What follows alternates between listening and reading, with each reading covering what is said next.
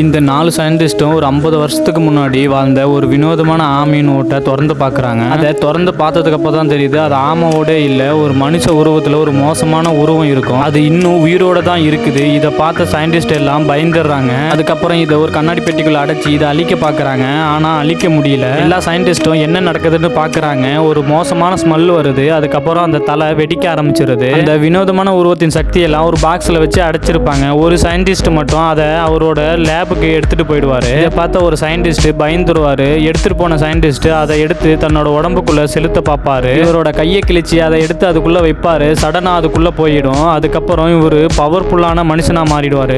ஒரு பெப்சி பாட்டில் இவரை அடிப்பான். இவரோட பவர் யூஸ் பண்ணி தடுப்பாரு. அது ஒரு செவுத்துல போட்டு அந்த செவரே உடஞ்சு போயிருக்கும். இதெல்லாம் இவர் கூட இருந்த ஒரு சயின்டிஸ்ட் கவர்மெண்ட் ஆபீசர் கிட்ட சொல்லியிருப்பாங்க.